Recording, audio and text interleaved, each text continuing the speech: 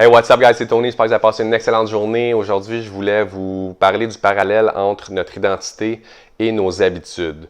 Donc, notre identité, en fait, on va la créer au travers nos habitudes. Il n'y a pas une personne qui vient au monde avec un set de croyances prédéfinies. Chacune des croyances qu'on va acquérir au cours de notre vie, qui vont venir définir notre identité, on va les acquérir au travers notre expérience de vie, OK?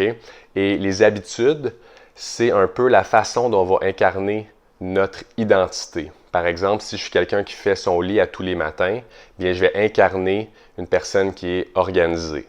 Si je suis quelqu'un qui s'entraîne à tous les jours, je vais incarner une personne qui est athlétique. Et le mot identité vient de deux mots latins, en fait. Donc, le mot essentitas, qui veut dire, en fait, être le même, et identidem, qui veut dire continuellement. Donc, en fait, le mot identité veut dire être le ou la même continuellement.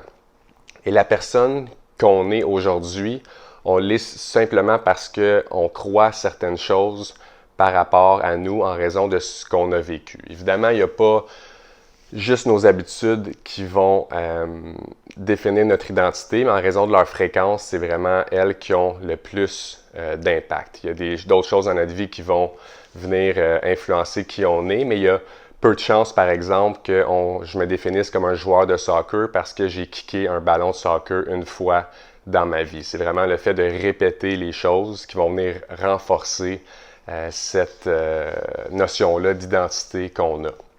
Et voyez ça comme ça pour conclure, en fait, chaque action que vous faites est en fait un vote vers la personne que vous souhaitez devenir. Et comme dans une élection, il ne faut pas que vous ayez la majorité, en fait, que tout le monde vote pour vous pour que vous gagniez. Il y a des gens qui vont voter pour un parti, il y a des gens qui vont voter pour l'autre, mais au final, vous devez avoir le plus de votes vers la personne que vous souhaitez être. Donc, un petit truc, peut-être en 2 étapes pour terminer, pour vous aider à changer votre identité. Commencez tout d'abord par définir quel type de personne est-ce que vous souhaitez être. Et ensuite, en deuxième lieu, prouvez-le à vous-même avec des petites victoires au quotidien. Donc, j'espère que vous avez trouvé ça inspirant. Je vous souhaite une excellente fin de journée, guys, puis je vous retrouve demain. Ciao!